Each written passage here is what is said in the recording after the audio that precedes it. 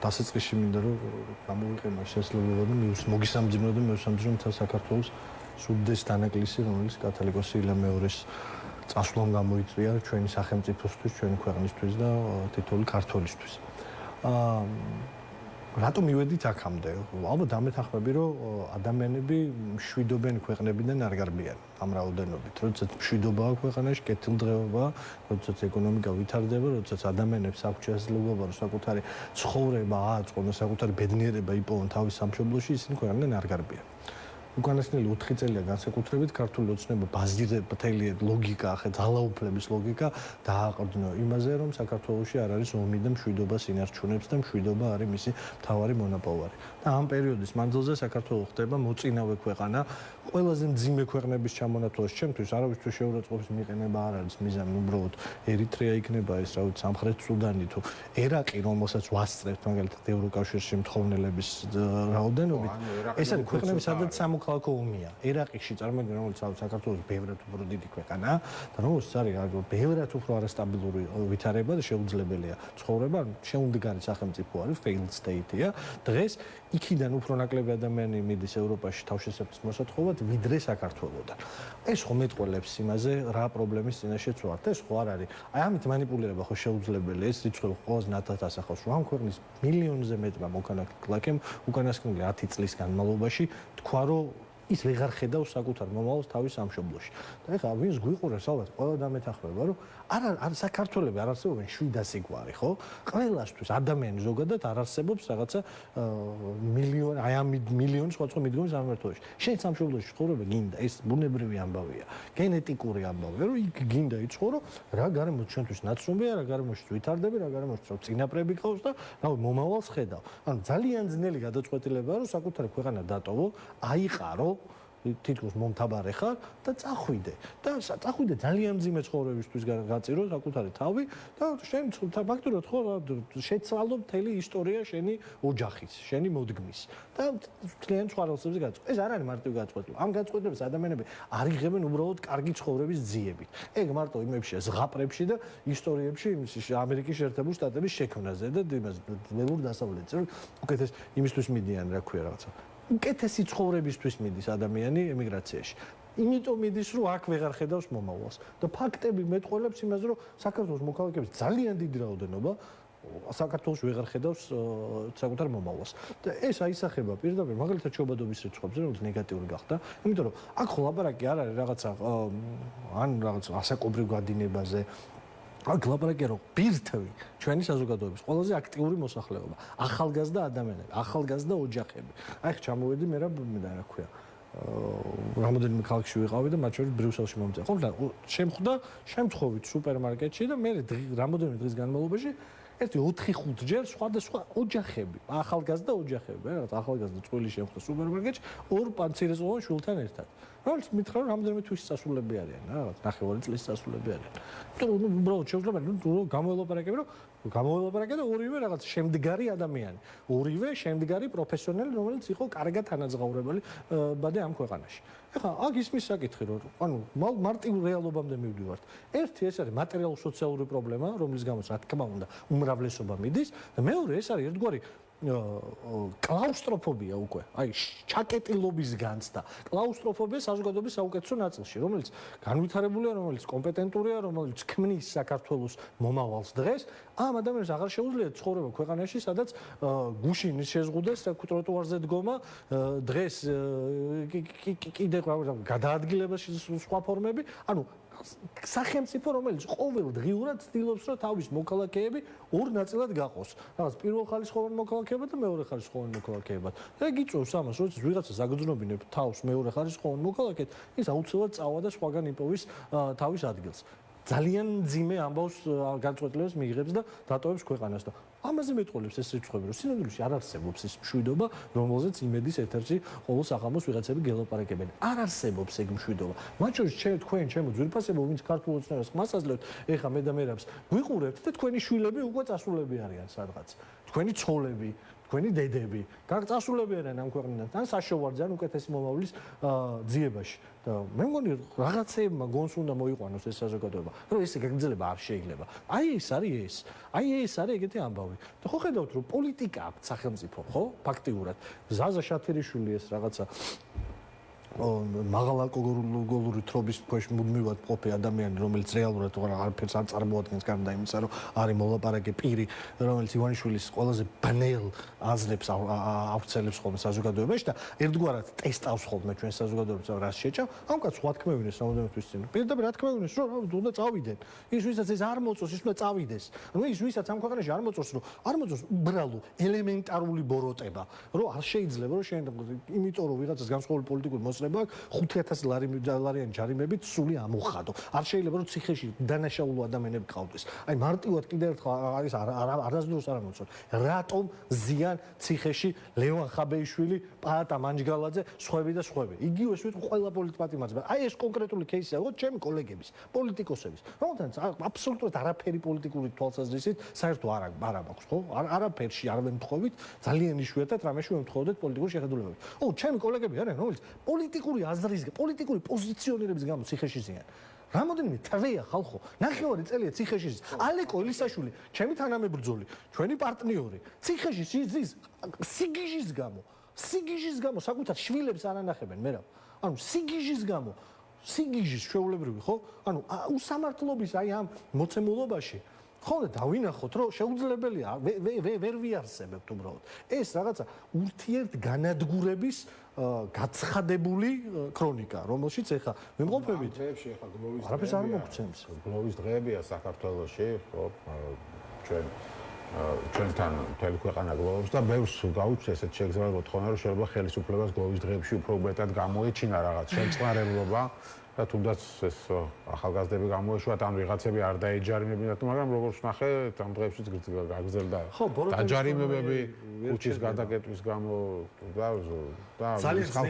ის ხალხი ვინც ციხეშია ისევ ციხეში რჩებია ძალიან ძნელია ადამიანობის დანახვა ისეთ მომენტებში როგორც ეხა დღეს გვიდგას ხო უმძიმეს მომენტი ჩვენ ქვეყნის ისტორიაში ხო რაღაცა ერთი ეპოქა მთავრდება და ამ ქვეყნიდან წავიდა ადამიანი რომელიც ქართული სულიერებისთვის უკანასკნელი 50 წლის მანძილზე პირდაპირ ვიტყვი დავუყურებ თავარი საყრდენი იყო ხო რაღაც შეიძლება აკრიტიკებდეს რაღაც მოსწონდეს მის თანატოლებას არ მოსწონდეს მაგრამ დასაფასებელია რომ ეს კაცი იყო უმნიშვნელოვანესი ქართული სულიერების შენებაში და ილია მეურვემ დიდი კვალი დატოვა და ასეთი ადამიანი როცა სტოვებს ქვეყანას ანუ ის უიშვიათესი ფიგურა მაგალითად მოვლენა და ფიგურა რომელიც აერთიანებს ქართველებს ხო ასეთი იყო ილია მეორე აი ამ დღეებშიც კი ბოროტების კონვეიერს ვეღარ აჩერებენ, იმიტომ რომ ასეთია ანატომია დიქტატურის ბოროტი ძალაუფლების, როდესაც შენ ძალაუფლება უნდა დააყენო ადამიანების დათრგუნვაზე. ის თუ რაღაც მომენტში გააჩერე, იქ თუ მარწუხები მოუშვი, გეშლება ხუხულასავით მთელი ეგ სისტემა. ივანიშვილი ხა მაგ რეჟიმშია შესული. ანუ მარწუხების მოშვებას ის აღიქოვს როგორც დასასრულს თავის ხელისუფლების. არა და ეგრე არ არის ნამდვილში. არ არის ეგრე. უბრალოდ ის ეგრე უყურებს, ის რუსული ლოგიკიდან უყურებს. ანუ აი ამ რაღაცა რუსულ მონღოლური ძალაუფლების ლოგიკიდან, რომ აი ესეთ მომენტშიც კი როდესაც რა ვიცი, აი ყველაზე მძიმე დროებში ისტორიის რა ვიცი, ბევრად უფრო ველურ მომენტებში ვიდრე დღეს არის, ხო, ასეთი მოვლენები, ასეთი ტრაგედიები ხალხს აერთიანებს, ქმნის რაღაც განცდას, იმ განცდას, რომელიც ყველაზე მეტად ჭირდება ერს და ერთ სახელმწიფოს, განცდას ერთიანობისა, რაღაცა იდეის გარშემო ერთიანობისა და მოდი პირდაპირ ვთქვათ რა, სამწუხაროდ სახელმწიფო, რომელიც აი ამ ერთიანობის მთავარი იდეა უნდა იყოს, ხო, სახელმწიფო პატრიოტიზმი ეს აღარ არსებობს ამ ქვეყანაში. ივანიშვილმა მეთოდურად 15 წლის მანძილზე ეს მოკლა და აი რელიგიური სულიერება რომელიც გვაერთიანებს ამ მომენტშიც კი ერთი რომ პოულობენ დროს რომ ისე პროპაგანდით იყო დაკავებული მეორე რომ ისევ აი ამ კონვეიერს ძალადობის აგრძელებენ და თავში არავის აზრად არ მოუვიდა რომ მოდი იქნება აი ასეთ მომენტში როდესაც აი მართლა ბევრად უფრო მძიმე ქვეყნებში და ბევრად უფრო მძიმე ვითარებებში შეთანხმება იწყება ამ გლოვის პერიოდში შეგიძლია შერიგებისკენ გადაგზავნა ხო შეწყალება შერიგებისკენ გადაგზავნა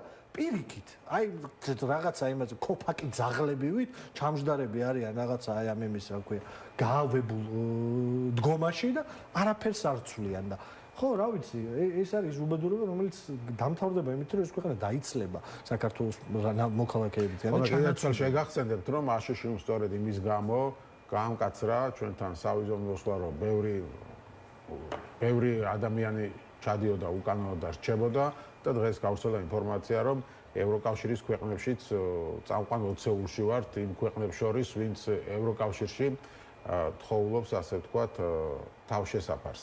ხო და კიდევ ერთხელ ვიტყვი, აგერ Freedom House-მაც გავრცელა რეიტინგი 4 ქულით დაეცა, რაც ყველაზე დიდი ვარდნა, საქართველოს რეიტინგი, ეს დემოკრატიის და თავისუფლების რეიტინგი არის. 4 ქულით დაეცა, რაც ყველაზე დიდი ვარდნა ევრაზიის რეგიონშიო. ამის შესახებ Freedom House-ის ანგარიშია ნათქვამი. საქართველოში მთავრობის წინააღმდეგ დიდი მასშტაბის პროტესტები, რომლებიც 2020 წელს დაიწყო, 2025 წელს გაგრძელდა, იმის მიუხედავად, რომ დემონსტრაციები პოლიციის მხრიდან არაპროპორციული ძალისა და არასათანადოდ მოპყრობის წინაშე იყვნენ. მართველი ქართული ოცნების პარტიის ოპონენტები განიცდიდნენ ფიზიკურ თავდასხმას, შევიწროებას, ახალ საკანონმდებლო შეზღუდვებს, რომელთა მიზანია საჯარო საქმეებში ოპოზიციური პარტიებისა და სამოქალაქო საზოგადოების მონაწილეობისთვის ხელი შეშლა. ქვეყნის რეიტინგი 4 პუნქტით შემცირდა, ნათქვამია ამ ანგარიში. Freedom House-ი აღნიშნავს, რომ 2025 წელს საქართველოს თავისუფლების რეიტინგის ვარდნა ყველაზე დიდი იყო ევრაზიის რეგიონში. აი, საითკენ მივდივართ საბოლოო ჯამში. უთხრათ ესეც მე რომ ჩვენს მაყურებელს მძიმესი ამბავი არის Freedom House-ის ეგ დასკვნა მე ხო თუმცა არ ვიცი არ მომისმენია, მაგრამ ქართული ოცნება იწვევს ხა ან პლატინა ქაღალდია ან state-ის დაკვეთა როგორ ხო იმის მიხედვით როგორ გაშლიან ხოლმე სოციალურ-ქსელში თემას მეთოდოლოგიური დაკვირვება აი ამ რეიტინგის გვეუბნება რომ ასეთი ვარდნა 4 პუნქტით უკან დაწევა ხდება მაშინ როდესაც დიქტატურა მყარდება ისეთ ქვეყნებში რომელშიც აი სწრაფად დამყარდა ან სამხედრო გადატრიალება იყო ან რაღაც სხვა ტიპის რეალურად ჩვენ ხო თვალყურს ვადევნებთ 1 წლის მანძილზე ჩვეულებრივ გადატრიალებას ამ ქვეყანაში ეს გადატრიალებაა როდესაც პარტია ქართული ოცნება, მარტივად შევხედოთ, 2 არ შევეცოთ, რომ რაღაცა ის გამოვიდეთ ხოლმე, რაღაცა უბრალოდ შეფასებით ჩავშალოთ. ფაქტები გავიაზროთ, ხო, 2024 წლის საარჩევნო კამპანია, რომლითაც ისინი თვლიან, რომ ხელისუფლება ეკუთვნით, ეს იყო საარჩევნო კამპანია, რომელიც ამბობდა, რომ ევროკავშირში ხო გახსოვს თავარი სლოგანი, ევროკავშირში ღირსებით. ევროკავშირში შესვლა იყო თავარი დანაპირები ერთ-ერთი. ამ პარტიის და ამ პარტიამ პირველივე რაც გააკეთა, როდესაც ხელისუფლების უზურპაცია მოახდინა ამ არჩევნებზე და გააყალბა, იყო რომ აი მთავარი დანაპირები და ის მთავარი სურვილი რის გამოც მათ შორის მათმა მომრჩეველმა ისინი აირჩია და ხელისუფლებაში მოიყვანა, მაშინვე ამიდან გადაუხვია. ეგ მომენტი არის გადატრიალება სახელმწიფო, როდესაც შენ სახელმწიფოს საზოგადოების მიერ აბსოლუტური უმრავლესობის მიერ გადაწყვეტილ კურსს უცვლი, ეგ გადატრიალება არის და ჩვენ ცხოვრობთ ამ გადატრიალებაში. ის რომ შენ იღებ კანონებს დასთას მთელს, ასობით კანონს იმისთვის რომ შეზღუდო სამოქალაქო თავისუფლებები, შეზღუდო განსხვავებული აზრის გავრცელება, შეზღუდო განსხვავებული აზრის ადამიანები, მათი საქმიანობა, მათი გაერთიანების უფლება, მათი გამოხატვის უფლება, მათი გადაადგილების უფლება. ეს არის ყველაზე მარტივი დიქტატურის დამყარება. ეს დღეს ეხება თაზო დათუნაშვილს, მერაბ მეტრეველს, ხო, აი კანონი რაღაც მედიის შესახებ, პარტიების ახლა აკრძალო და ეს ჩვენ გვეხება. ხვალ ყველას შეეხება. ანუ დღეს ჩვენ ვართ ის ადამიანები, ვინც განსხვავებულად ვფიქრობთ ამ ქვეყანაში და განსხვავებულად და არ გვინდა რომ ამ გზით წავიდეთ და ყველაფერს ვაკეთებთ რომ ქვეყანა ამ გზით არ წავიდეს. დღეს ჩვენი განეიტრალება არის მათი მიზანი. ოღონდ ხვალ აბსოლუტურად ყველა ადამიანთან მივა აი ეს ამბავი, ხო? რამოდენიმე ერთი თვის წინ მე მგონი გავრცელდა ინფორმაცია და პირადად ხომ სამყარო ამ საკითხთან შეხება, გავრცელდა ინფორმაცია ახალგაზრდაზე, რომელიც 16 წლის ბავშვზე პირდაპირ ვთქვი, რომელიც რაღაცა რეიდის დროს თუ რაღაც ქუჩაში რო დადიან ეს ოპერმუშაკები, უპატრონო ძაღლებივით რო დადიან ხოლმე და ხალხს რო ჩხრეკენ, 16 წლის ბავშვი მოყვა და შემთხვევით ჩართული ვიდეო დარჩა და ან რა სიტყვებით ელაპარაკებიან, როგორ იქცევიან, მამის გაუპატიურებით ემუქრებიან. ეს არის, როდესაც შენ უფლებას აძლევ აი ამ მართლა იმ ქუჩის ძაღლს, ხო, ადამიანს, რომელსაც იმის მორალური განცდა არ აქვს, რომ ესე არ უნდა მოიქცეს 16 წლის ბავშვს, როდესაც შენ უფლებას აძლევ, რომ შენ შეგიძლია მოწყალო ცემო ისა რა ქვია, დათო ქაცარავა, ლევან ხაბეიშვილი, ალეკო ელისაშვილი, სხვები და სხვები, ვინც მაშინ შეიძლება სახლებთან დახვდე, იმას რა ქვია, ჩეილეს, ყურუას და სხვებს. როდესაც ამის უფლებას აძლევ შენ ძალოვნებს, თავგასულობის უფლებას აძლევ, კანონზე მაღლადგობის უფლებას აძლევ იარაღიან კაცს, რომელსაც ლეგიტიმურობა აქვს, მონოპოლია აქვს ძალადობა ძალადობაზე, ლეგალურ ძალადობაზე, მე იღებ იმას, რომ ჩვენ შვილებს ქუჩაში დახვდებიან და მამის გაუპატიურებით დაემუქრებიან და აბა ეხლა რაღაცა ჯიბები ამოატრიალე და სახეში ხელს ურტყავენ და დაამცირებენ და გაანადგურებენ პირდაპირ. აი ამას ვიღებთ და ამას მივიღებთ. ეს არის დღევანდელი საქართველო. დღევანდელი საქართველო არის ქვეყანა, სადაც არ არსებობს სამოქალაქო თავისუფლებები.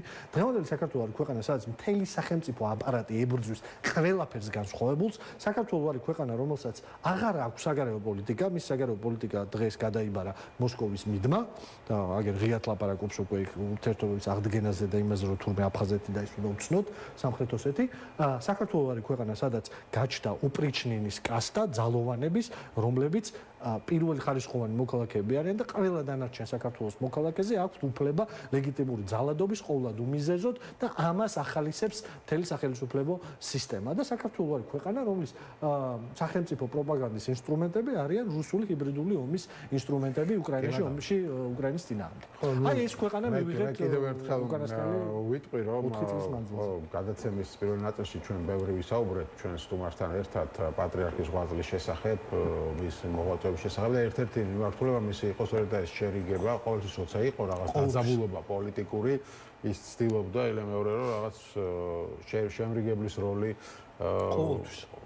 ეთამაშა და ახერხებდა კიდეც და კიდევ ერთხელ რომ ბევრს ჰქონდა განცდა რომ მისი გარდაცვალების ამ გლოვის დღეებში ხელისუფლება გადადგამდა ნაბიჯ შერიგებისკენ და პატიმრების რაღაც ნაწილს მაინც გაათავისუფლდა, თუმცა რეალური პატივისცემა ხსოვნისა რაც უნდა ქონდეს არ მოხდა, თუმცა იმ ხსოვნისა რაც ხელისუფლება შეიძლება გააჩნდეს პატივისცემა თუ არის იმისა როგორ უნდა ეს პატივი საქართველოს უკანასკნელ დიდ გამაერთიანებლებს ქართული საზოგადოების იქნებოდა ეგ რომ ნაბიჯები გადაედგა მის საპატივცემულოდ მართლა საერთო ეროვნული შერიგებისკენ, მაგრამ სამწუხაროდ ისე იქცევა დღევანდელი ხელისუფალი, როგორც იქცეოდნენ სამწუხაროდ ჩვენი საზოგადოების ნაწილი, აი იგივე ილია მეორესთან მიმართებაში რამოდენიმეჯერ მოიქცა ჩვენი უახლოესი ისტორიის მანძილზე ძალიან ძიმედ და ამან რა მოუტანა საქართველოს, ამის ახსნა არავის არ უნდა, ალბათ ახალ თაობას უნდა, რომ ცოტა მადლობა, თაზო დათუნაშვილი